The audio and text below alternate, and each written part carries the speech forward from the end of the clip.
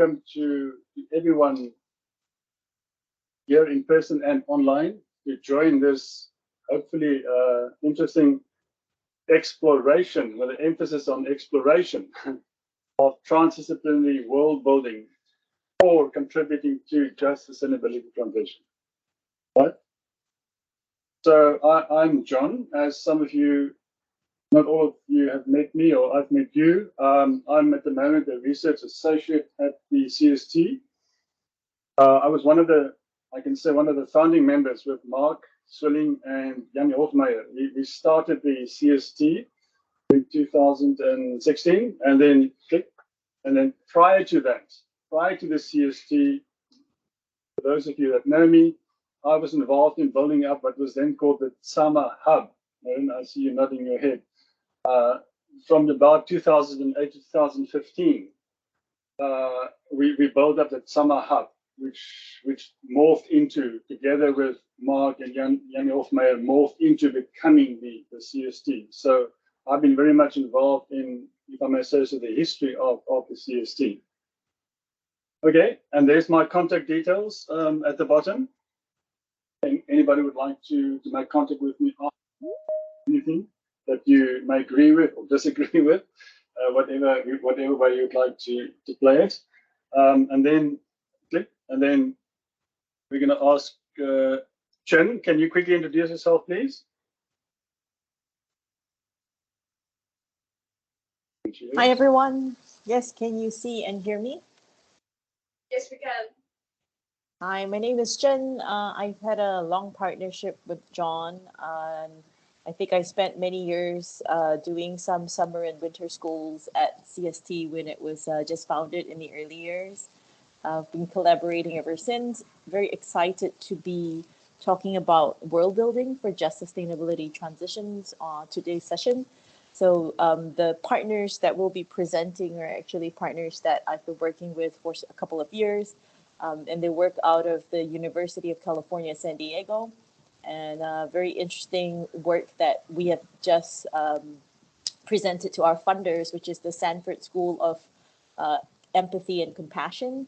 We actually created an immersive world to understand how first responders are responding to riot situations, how we can actually utilize, for example, a virtual reality set up to build and understand how to encourage empathy and compassion in first responders who are very tired, very exhausted.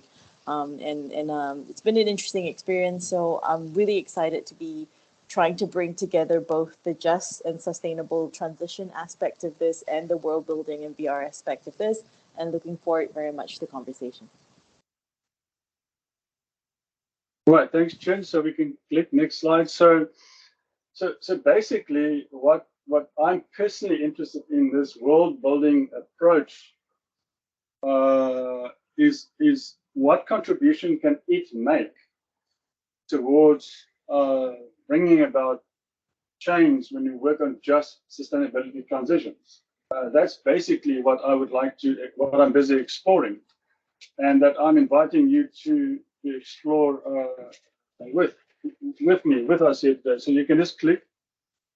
So world building, the concept, or not just the concept, the practice of world building is, for me, in my understanding, an approach or a method for practically doing transformative transdisciplinary research. Now that's a whole mouthful. What do I mean by transformative? You can click. What do I mean by, just go on. Yeah. So transformative transdisciplinary research, in my understanding definition, is not only interested in the better understanding and explaining of the complexities involved in just sustainability transitions, but also in changing it. Okay, now I can click. So this idea of understanding, explaining, and changing is quite a challenge in any research process, and also for transformative transdisciplinary research. To keep this together, it's a little bit like a juggler. You have to keep these three balls in the air. Sometimes the focus will be more on understanding, verstehen in German. Sometimes the emphasis, depending on who's in the room and the researcher's interest and the context, the emphasis will be more about explaining the causality of issues. And then sometimes the emphasis might be very much on change, bringing about change. All I'm trying to say with this triad here is that they are all interplaying with each other. It's not either or.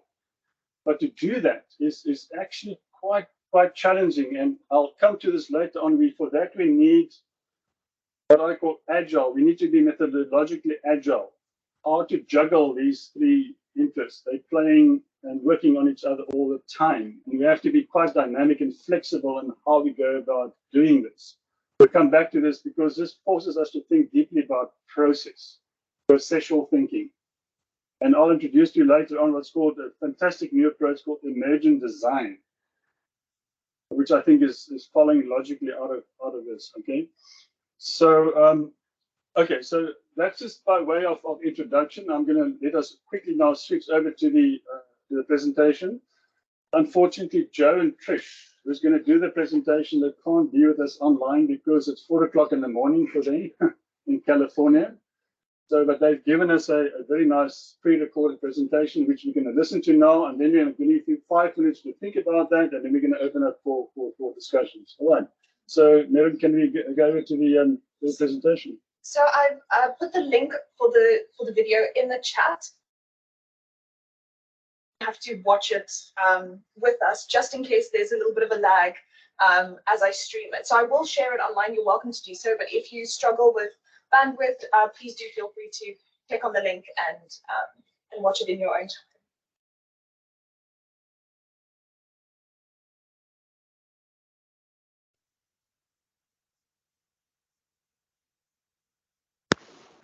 And hello, I'm Joe Unger. I'm the Chief of Ecosystems at Origami Air. I take care of trying to plug it all in and put it all together.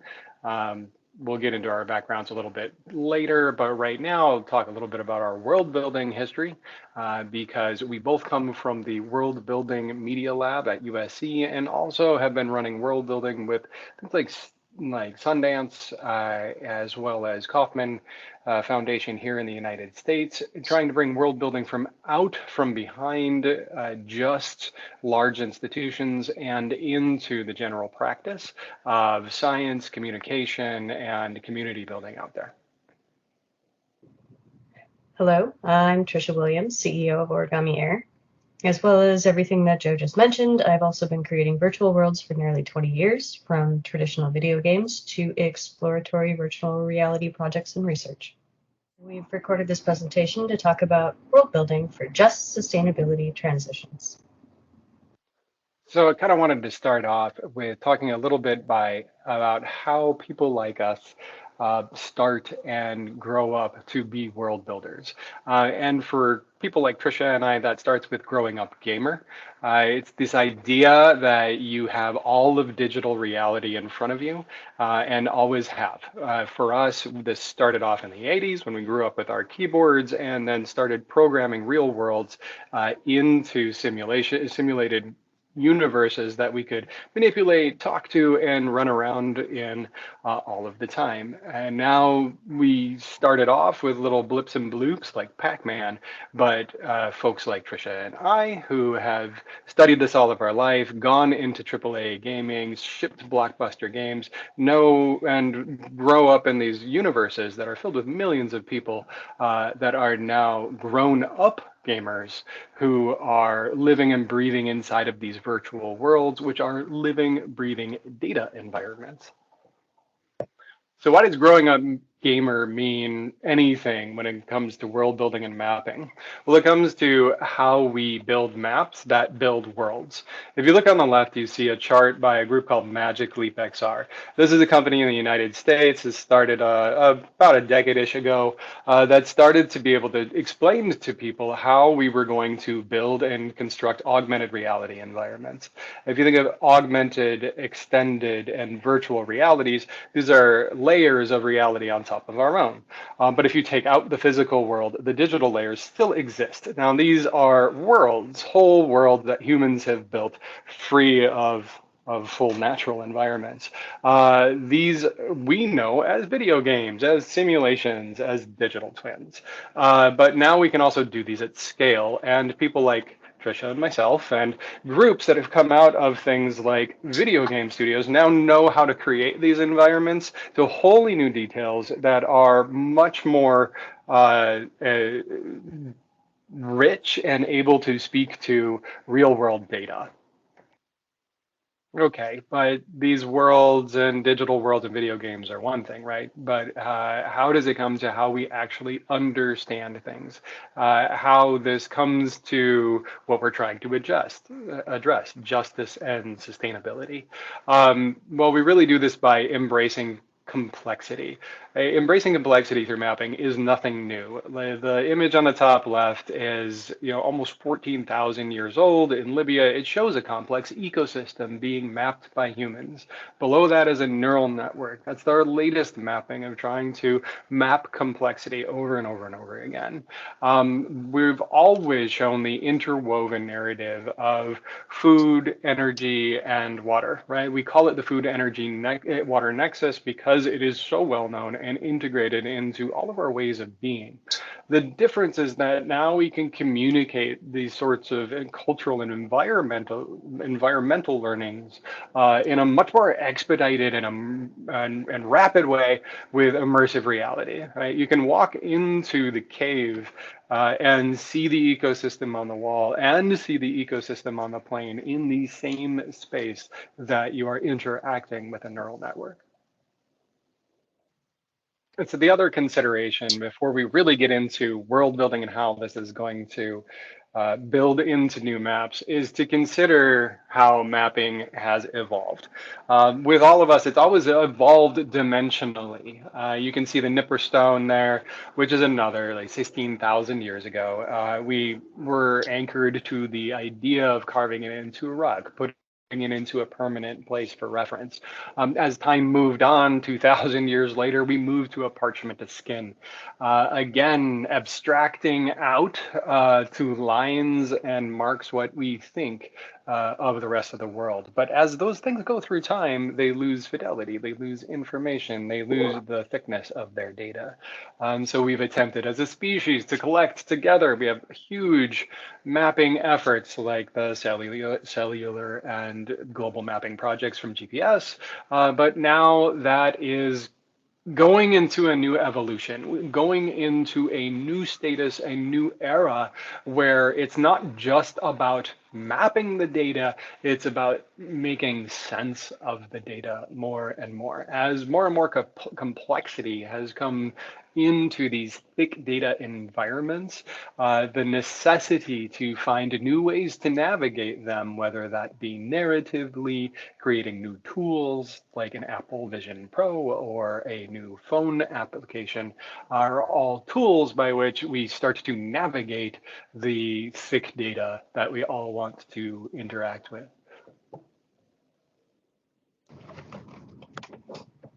As we were discussing this presentation, the saying, "the map is not the territory," came up, which can't really hold any more true going into this new frontier of immersive mapping. But the closer we get to the realism and fidelity of representation, the more that uncanny valley inches in. So do you all remember this classic clip from Back to the Future Part 2?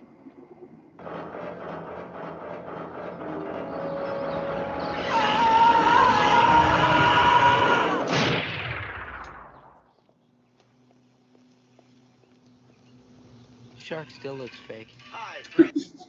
We've gone from lines chiseled in stone to holograms floating in the palm of our hand, and yet we really need to remember the whole idea of the map is not the territory, because, at least for now, that shark still looks fake. Of course, this tech is advancing at lightning speeds, so what we see today is actually the worst it's ever going to be. The accessibility, affordability, and usability of where XR technology is today is blowing the doors off of visually representing data in general. From realistic digital twins of work environments to time sliders of dying coral reefs, to holding galaxies in your hand, to exploring the inside of a pancreatic beta cell in full VR. We are now capturing the essence of experiences with dynamic audio, visuals, tactiles, and novel data, and not just plotting graphs and recordings. Fully immersive spaces also add a new element to traversing through the map with embodied avatars, because XR creates shared and sociable user experiences within the space. Through embodied experiences, we gain deeper insights and understanding of the data. By incorporating ambient audio and other sensory elements, we shift the perception of the user, such as experiencing the world as being blind or deaf, or being another gender, another skin color or body type, or even step into someone's shoes that actually existed, such as the Anne Frank house experience. And of course, you don't have to be human either. You can fly through meadows as a bee or be an ant in the forest. There's really no limit to the perspectives that can be represented. These perspective shifts bring new ideas, new interactions, new emotions, and the experience of transitioning from one spot to another. So how is it actually done when it comes down to it? I would like to quickly share with you an in-progress world Origami Air is currently building. This is a grant for the Sanford Institute of Empathy and Compassion. It's a version 1 of a simulated protest in a downtown area. Starting with the right data is key to creating a useful and evolving experience. We take the prospecting phase of our world building very seriously. It's easy to get excited about creating a new world. It's fun and exciting, but without a strong vision and solid design, the world ends up being a map to nowhere. In this case, we began by surveying real-world first responders that had recently been through protest and riot situations. We asked specific questions, not only to gather their empathetic responses, but also the sights, smells, and sounds of the city, so that we could design an approximation of a simplified downtown area for the protest. We gray box the world, is what it's called, is putting in basic shapes within the correct areas of the world. And we walk through this construction site, for lack of a better word, in our avatars, and assess the flow, the scale, the feeling before we do another pass. And over time, not only does this world come together, but the team comes together, because meeting in virtual spaces, walking through a developing world, seeing it come to life, it's an incredibly impactful experience. Here we focused on interaction points within the experience, where the user would come upon specific people who would be avatar actors. We use actors within avatars for these particular simulations. And we would simulate escalating situations as they move towards the hospital up the road there. And then we started testing different types of avatar appearances as variations for the encounters. As you can see, we're still developing the protest itself, but as we get further here, you can hear the audio as I weave through all the stand-in people. And we found, even in alpha testing, that the smoke effect, the increased volume of a protest, and other factors that we tested, such as fire and whether it's night or day, different animations, they put our trial users into this very emotionally charged state, regardless of the PEG people, as we call them. And it's just one of those moments where it really proved to us as creators that the dynamic stimulus of a fully immersive experience goes way beyond, the shark still looks fake. Once the user reaches the hospital, they're met with an in-narrative reporter that asks them about the protest as if they were part of the world themselves. This type of data collection, where the user remains in narrative, is actually pretty invaluable. And if you're curious about learning more about that, please ask Jen after the presentation, because she was the one that was really leading that charge here. Finally, the user makes it to the end of the experience and does an exit interview outside of VR. And I understand that was a really quick run through, but it shows just one particular research project that can be imagined with XR. Your imagination is the only limitation when it comes to these types of experiences. So in the future, we hope you embrace the idea and the concept of multi-dimensional maps and our natural world. The idea of world building for just sustainable transitions is a new paradigm. It allows us a new understanding of what is possible for humanity to map. It also opens the potential of thick and deep mapping in XR, and that really allows us to see a new path to a more informed future.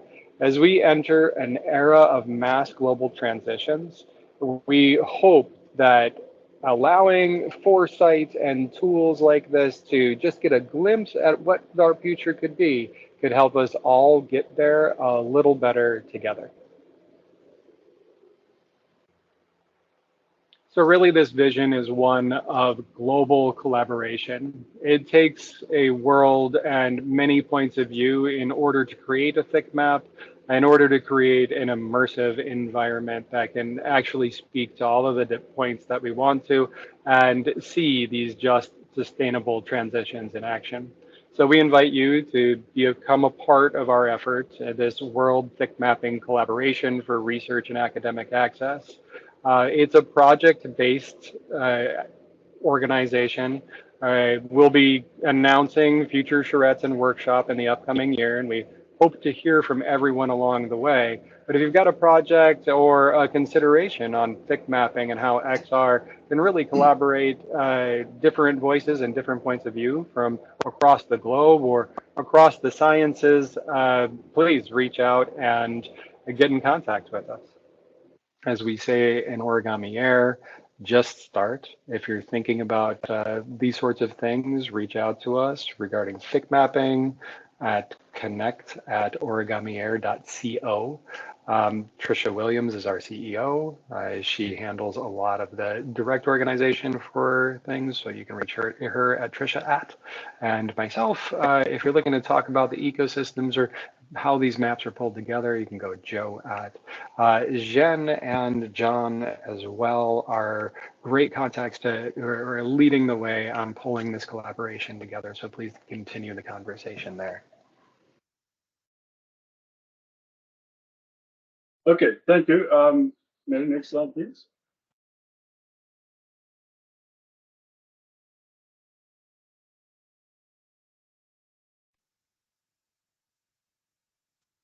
Okay, so we're going to, thanks for your attention so far. We're going to open for discussion. Next slide, please. But just before we start the discussion, I'm going to say that we all take 5 minutes just to reflect on what we've heard. There's a word cloud here, as you've seen. Just keep it like that for the moment. Okay.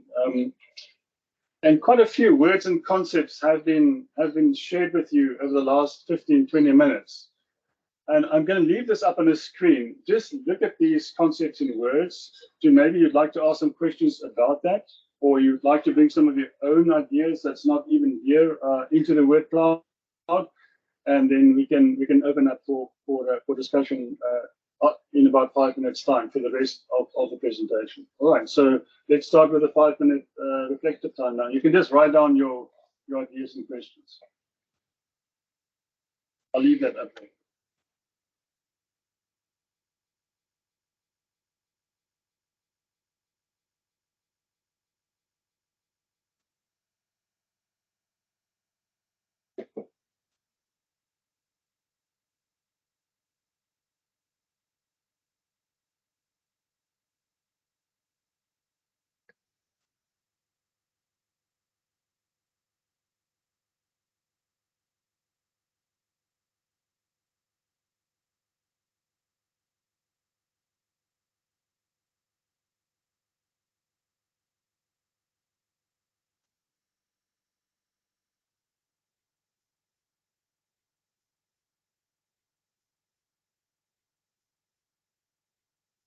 Do you want to open up the check? Okay.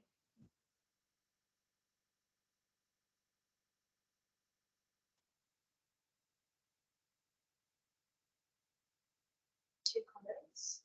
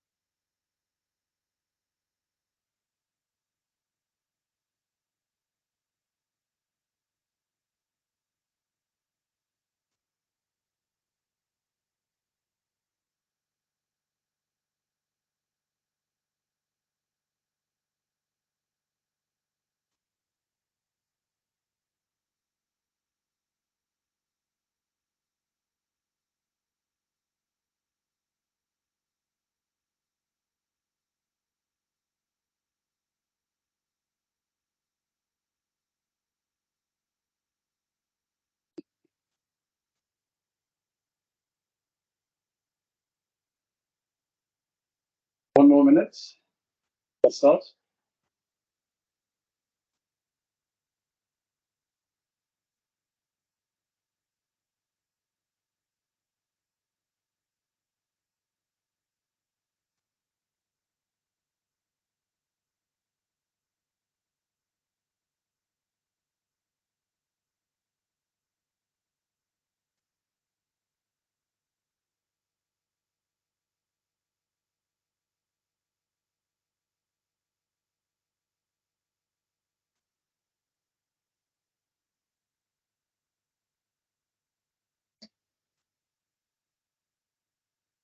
Okay, I think we can start. So, for example, if you can just click Marin 1 click, we can take, for example, from this word cloud, 2 words like method and process, and if we put them next to each other, we come up with the idea of process as method or method as process. This is a concept that Chin and I have been discussing, exploring, and I'm going to ask Chin to just say something shortly for us about this idea of method as process or process as method. Chin, would you like to share some of your ideas very shortly, please? Yeah, absolutely. Thanks, John. I think I just want to go back to the fact that, I think world building as a concept is probably fairly new to the group. So world building actually gets its start from science fiction writing. And also sort of world building within cinematic universes. So, for example, a lot of the movies that we see that are built in a fictional sci-fi future, I don't know if you guys are aware of your process when you're actually sitting in a science fiction world. We are, for example, right, willing to understand that there are certain constraints that the creator has put on this fictional universe. And apart from the constraints that they put, our sort of imagination defaults to the way things are in our real world. So some of our sense making and building of the world sort of draws from our existing understanding. So unless the constraints change and are put there by the writer and creator of that world, right? We assume sort of things are normal. But if the constraints are placed in the right way, we're willing to suspend our understanding of reality. For example, we're willing to suspend our understanding of what nutrition looks like in a fictional universe where people are taking capsule-based meals, for example. Or we're willing to suspend our reality of gravity, for example, when people are riding hovercrafts all over the city, right? But it is this types of imagination that actually, in a sense, stimulate our thinking about what is possible. So if you think about the fact that some of the earliest smartphones actually look like, I don't know if you guys recall, the transponders from Star Trek, so the flip phone format. So a lot of science fiction actually shapes how our reality actually gets built. So it's a very long way of saying this, but I think that what we recognize is in many ways, it's less important what the thing is, but more important what the process is that we actually go about imagining the world or the thing. So that's where John and I got to talking about process as method, and a lot of this draws from the tradition of process philosophy as opposed to analytical philosophy as an approach.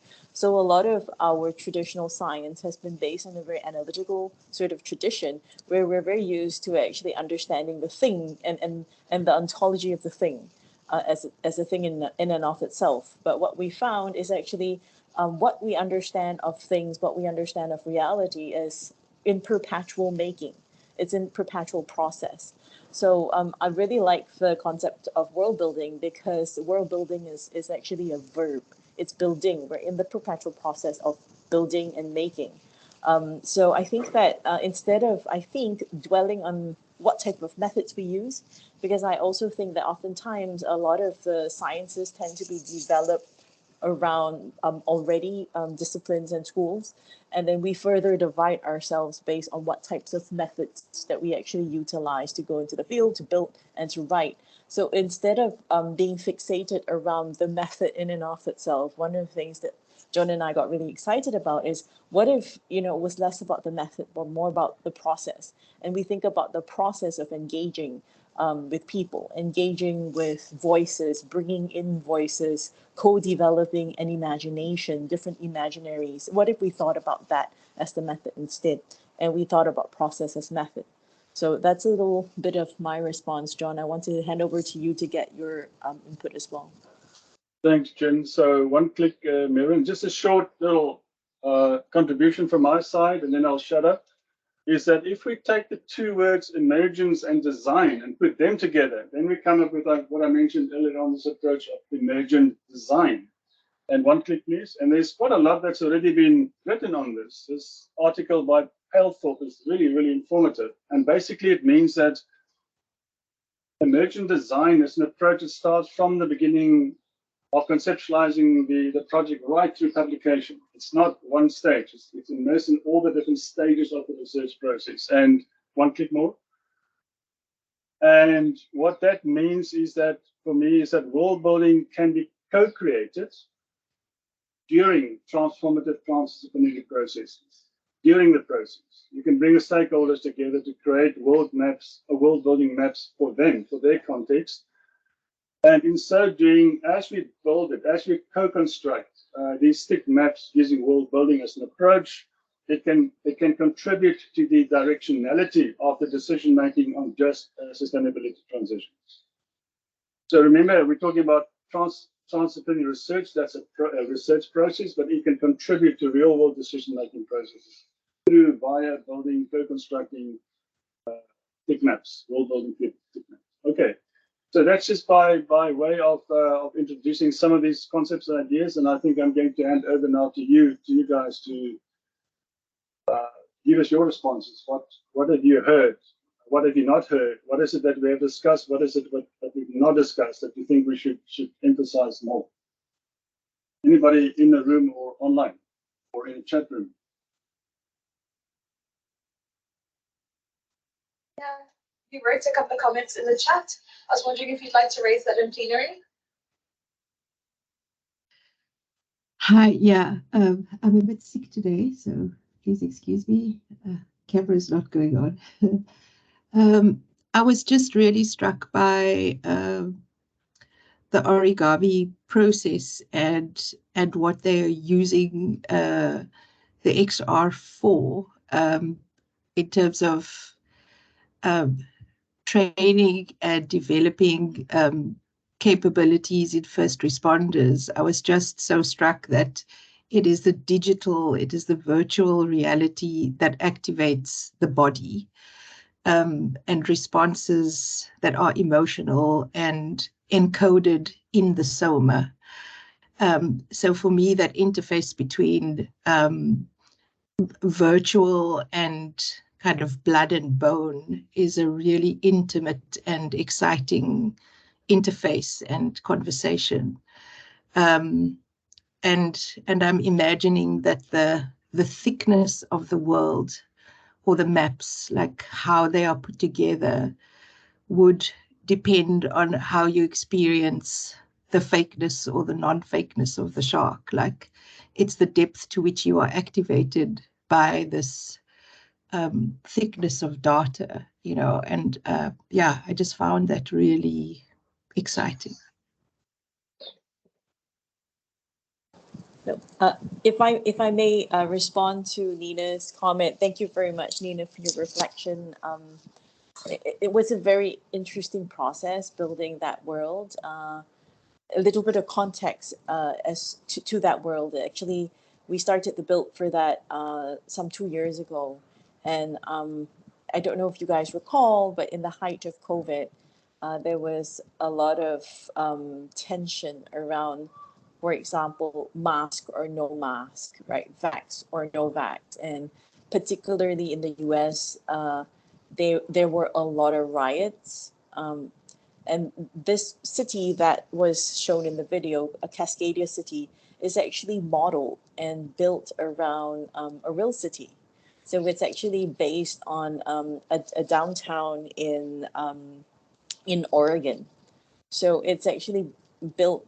It's not exactly a twin of that city, but it's built based on the sort of the topography of that city. That's why you can see it slopes up and down, for example. So it ties to a real context and a real situ, because a lot of the riots were happening within the city in Portland, Portland on the west coast of the U.S. So when we built it, it wasn't built in a vacuum. We actually involved people in understanding what goes into a protest. For example, like they talk about the smoke and the noise. They talk about, for example, food vendors at the protest. What does protest food look like? So we actually had actors acting as food vendors as well. So we actually really tried to simulate the context that they would be in. So, you know, it's really interesting for us because for people who put on goggles for the first time and step into XR and experience the world, sometimes they are overwhelmed. So the first few times that I stepped in, I deliberately fell off the roof of a building, and I realized that I get that same sensation at the bottom of my feet, you know, because I'm afraid of heights. So there is that suspension and there is that realness, but the longer you stay in VR, the more used you are to it. But what gets you is actually the context, because we're not trying to create a context in a vacuum. Again, with world building, unless the constraints are placed, you assume the world as is. So even though they understand they're in a you know sort of suspended or virtual reality, as a first responder who has been overworked for the past few months, going every single day to riots to have to tend to people, some of them are very, you know, sort of not very thankful for your help, right? They will still yell at you. There's a lot of fatigue in the first responder, and yet they are going in and helping. So we built the world with data in. So there's a lot of narrative, there's a lot of ethnographic reflection that goes into how we built the world. But as you noticed when Trisha was giving us an overview of the tour of the world, we also built in interactive touch points inside the world. So for example, when you enter the simulation, the first question they ask you is, you're about to enter a riot. As a first responder, are you going to put on a mask or no mask? So we're actually building decision points into the process. And through the process, we also build obstacles in. For example, there is an angry community member who's like yelling at you the minute you enter the community. How do you interact with this actor? That actually, again, we're collecting data through the interactive experience. What is the nature of the interaction? What escalates the situation? What doesn't? How do people keep calm or not? So there is a lot that's happening that extends from their context that we built in. And then we also built more context into the simulation. So we're extracting additional data that we can utilize to enhance more training experiences. So I hope that helps to lend a bit more context.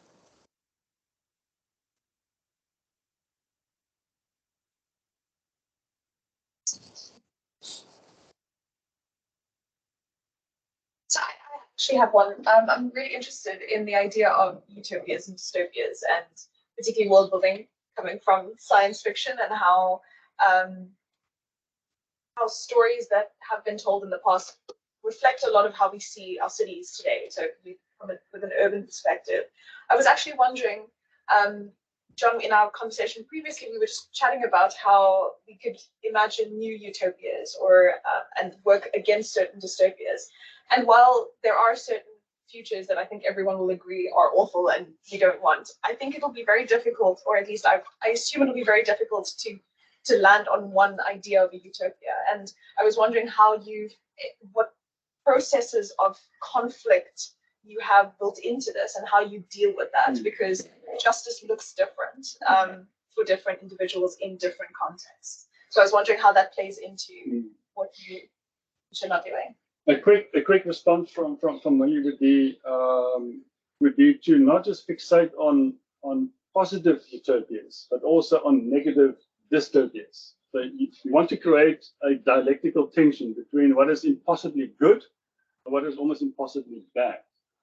And then the question becomes a transformative one. What do this community need to do in order to move in the direction of the utopia imagined scenario?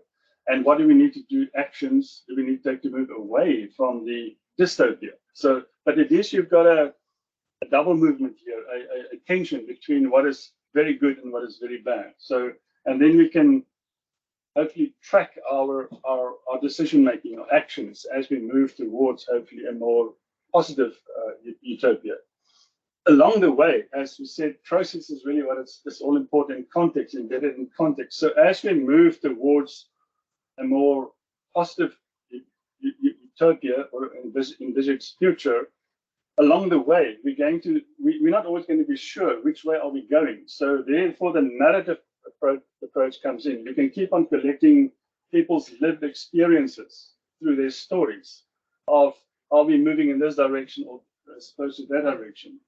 And that will help us to get 24/7 real-time qualitative, rich qualitative data to feed back into the process. Are we moving in the right direction or the wrong directions? So, for example, we discussed if you would work in a city context, you may want to bring about some changes by retrofitting green areas or urban areas in which people are now living, change areas. But the question is, how do they actually experience that change? Is it still moving in the direction that we had in mind when we envisaged the positive scenario, or is it moving in the opposite direction? So now we can go back and ask people, please share with us your lived experiences of the changes that we have brought about. Now we're almost talking about changing the change.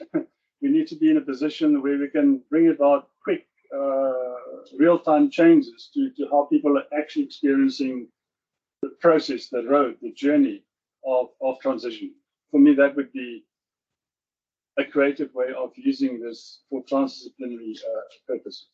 And I'm not sure that makes sense to you, but that's how I would like to approach it if we would use this approach for transdisciplinary research purposes.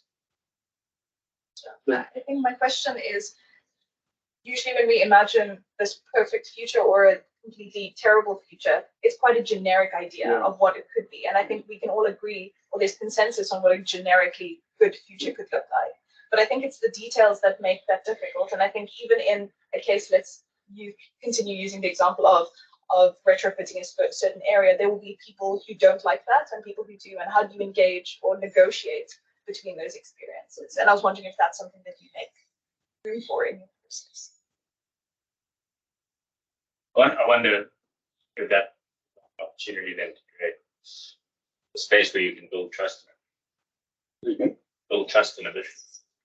So I'm trying to think of an application in energy transition. Maybe if you go to Mpumalanga or you go to Kamati or a power station that's being refitted to something else, there are promises of jobs and there are promises of retraining.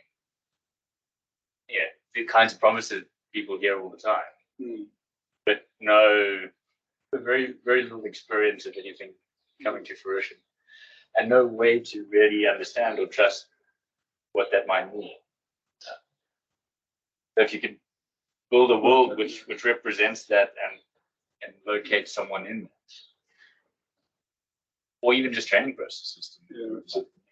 So as you were speaking, the idea that came to me is that if you envisage these different visions, imaginaries, is it possible for us to face the consequences of our actions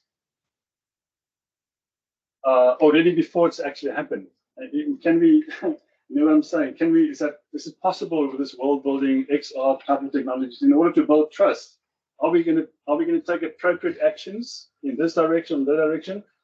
If we're going to go in this direction, can this approach help us to face the consequences of our actions before it actually happens, so that it can help us to make more informed decisions and build more trust in our own decision making?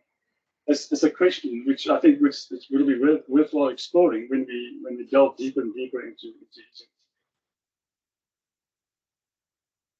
Anyway, any more questions?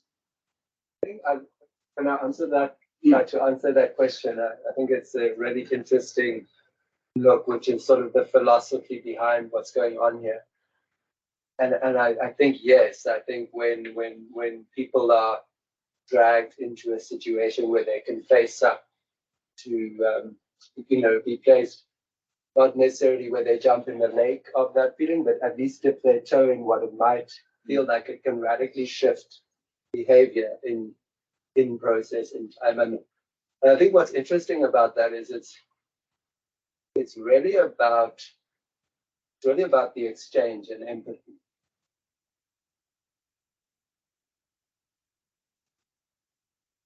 The exchange of information, narrative in a compelling way. And I think that means it can work in theater, music, discussions, people talking around the fire. You know, I mean, but it is key and it is missing. We are experiencing less and less of it in a way, and that makes it a very key and central aspect to the discussion, however we attain to it. Nina has a really interesting comment that she makes in the chat where she says, what I find interesting is that an immersive experience in any context goes well beyond the cognitive, especially for decision making, to involve the intelligence, the visceralness of the body. And I think it speaks to the idea of gaming or the arts or stories having this intangible quality that I think goes missing if you try to make it a cognitive process. So that's why world building is such an incredible process of engaging with something that you're not used to. Yeah, so just to take note of Mina's comment, I totally agree with that.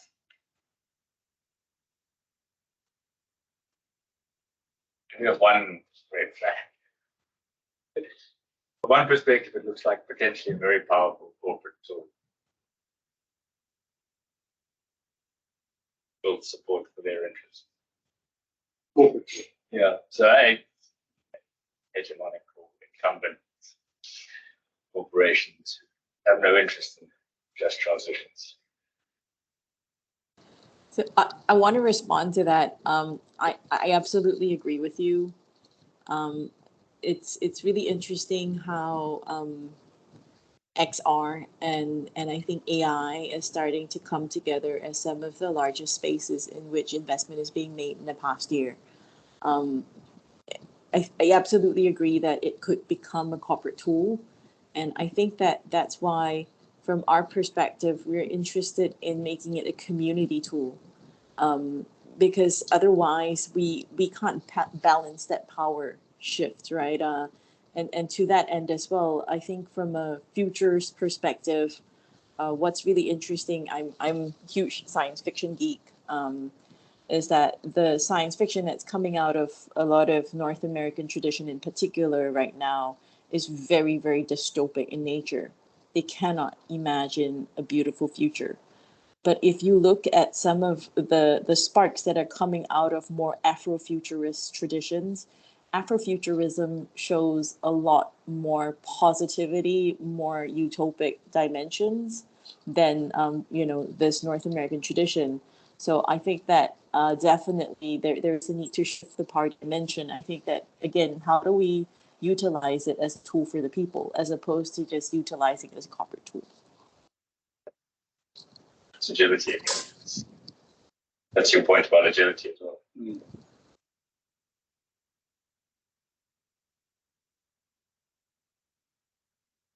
Any questions, comments from those online, in person?